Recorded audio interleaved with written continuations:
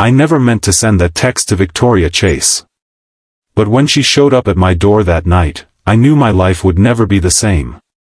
Jake Matthews stared at his phone in horror, the blood draining from his face. The message he'd just sent wasn't meant for his boss, the notoriously cold CEO of Chase Enterprises, but for the blind date he was supposed to meet tomorrow night.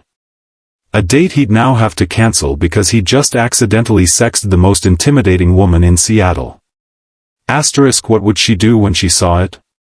Fire him on the spot? Report him to HR? He had a 6-year-old daughter to support and couldn't afford to lose this job. His fingers trembled as he typed a frantic apology, but before he could hit send, 3 dots appeared. She was typing back. Jake's heart pounded against his ribs as he waited, sweat beading on his forehead. Then his doorbell rang. 48 hours earlier, Jake had been rushing to finish a presentation when Victoria Chase strode into the conference room. The entire marketing team straightened in their chairs as she surveyed them with those piercing blue eyes. "Matthews," she said, her voice crisp as winter air. "I need the Henderson proposal on my desk by tomorrow morning." Jake's stomach dropped. "But Miss Chase, that's not due until next week, and I have to leave early today for Emma's." "I don't recall asking for excuses," she cut him off. "Tomorrow morning." As she turned to leave, her assistant whispered something in her ear. Victoria paused, then glanced back at Jake with an unreadable expression. "Your daughter's school play is today?" Jake nodded, surprised she knew. "Fine.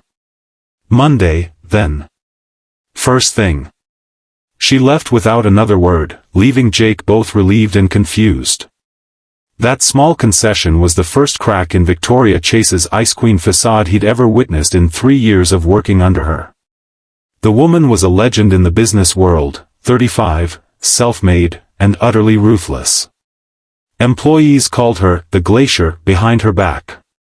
Beautiful but cold. Brilliant but merciless. What no one knew was that Jake had always seen something else in her eyes. Something hidden beneath the frost. Something lonely. Now, as Jake peered through his peephole at Victoria Chase standing on his doorstep at 9:47 p.m., he wondered if he'd imagined that humanity in her. Because surely she was here to fire him in person. He opened the door, his 6-year-old daughter Emma thankfully already asleep upstairs. "Miss Chase, I am so sorry about that text. It was meant for someone else, and I..." "May I come in?" she asked, her voice surprisingly soft.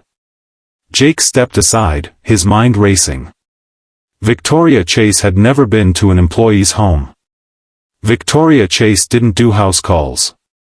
Victoria Chase was standing in his living room, looking at the crayon drawings on his refrigerator and the pile of stuffed animals in the corner. She turned to face him, and for the first time, he noticed she wasn't wearing her usual power suit. Instead, she had on jeans and a simple blouse. Her hair, normally pulled back in a severe bun, fell in soft waves around her shoulders. "That text," she said, meeting his eyes directly. "Did you mean what you said?" Jake froze. The text. The one where he'd written about how he couldn't stop thinking about her smile. How he dreamed about running his fingers through her hair. How he wanted to know the woman behind the professional mask. Except he hadn't been writing about Victoria. He'd been crafting a flirty message for tomorrow's blind date, using details his friend had shared. He hadn't even been thinking of Victoria when he wrote it, Or had he? Jake struggled to find words. "It wasn't meant for you." Something flickered across her face, disappointment, before the mask slipped back into place. "I see. Then I apologize for the intrusion." She turned toward the door. "Wait," Jake said, surprising himself. "The text wasn't meant for you, but..." Victoria paused, her hand on the doorknob. "But I meant every word." The office rumor mill went into overdrive when Jake Matthews was promoted to creative director 3 months later. People whispered that he must have dirt on Victoria Chase. That he was blackmailing her. That they were secretly related. No one guessed the truth, that the Ice Queen had melted for the single dad who saw through her carefully constructed walls. Their relationship wasn't easy. Victoria had built her empire by keeping everyone at arm's length. She'd learned early that vulnerability was weakness, and weakness got exploited. Her father had taught her that lesson repeatedly before abandoning the family when she was 12, leaving her mother broken and Victoria determined never to need anyone. Jake had his own scars. Emma's mother had walked out when their daughter was just 8 months old, claiming she wasn't cut out for motherhood. He'd raised Emma alone, building his career while juggling daycare pickups and pediatrician appointments. Dating had seemed impossible, until Victoria. Their first real date had been at Jake's kitchen table after Emma went to bed. Victoria brought takeout and a bottle of wine. "Why did you come to my house that night?" Jake asked as they sat across from each other.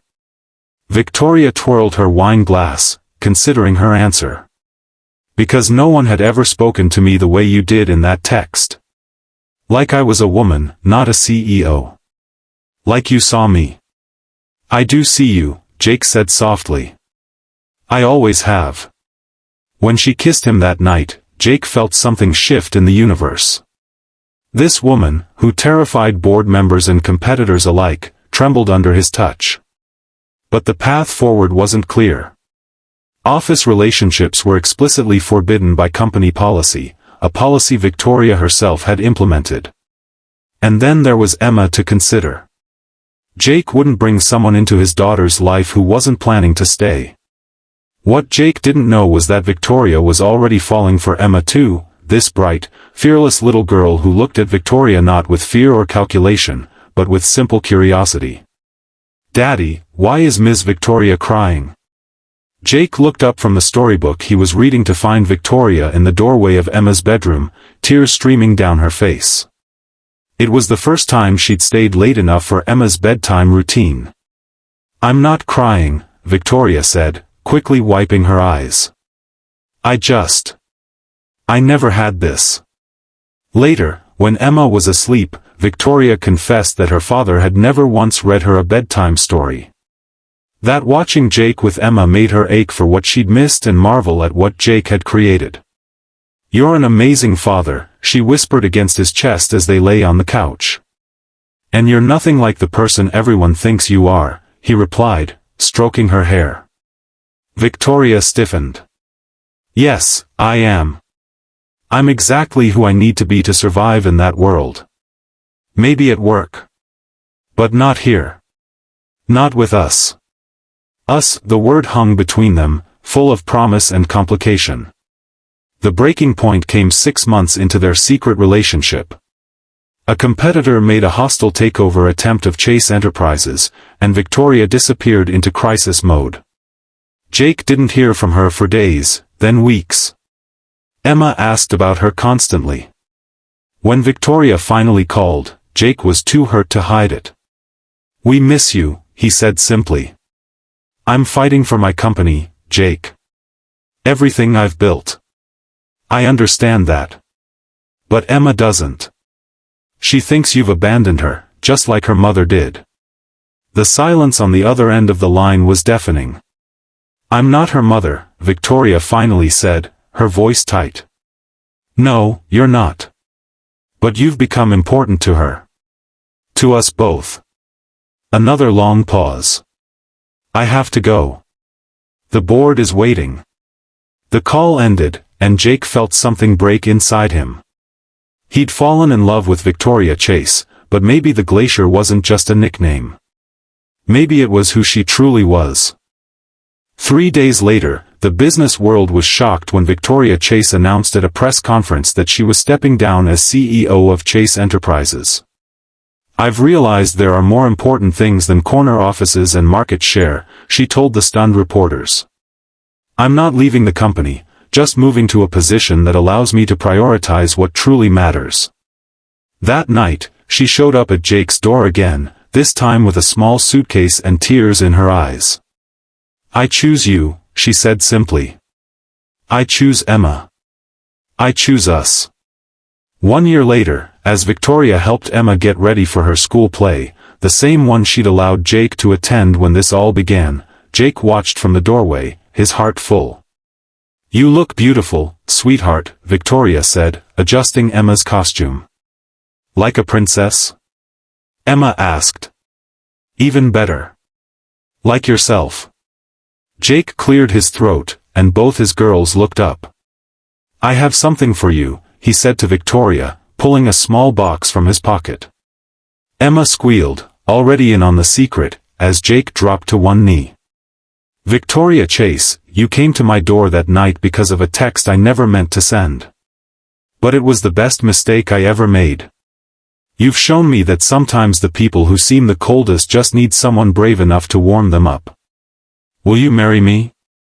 Victoria's eyes filled with tears as she nodded, unable to speak. Emma launched herself at them both, creating a family hug that felt like coming home.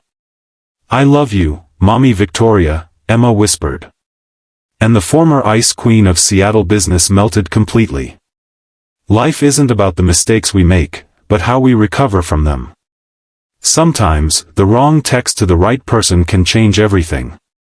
If you enjoyed this story of love, family, and second chances, please like this video and subscribe to our channel for more heartwarming content that reminds us all that even the coldest hearts can thaw with the right kind of love. We'd love to know, what country are you watching from? Drop it in the comments below and let us know if you've ever sent a text to the wrong person that changed your life.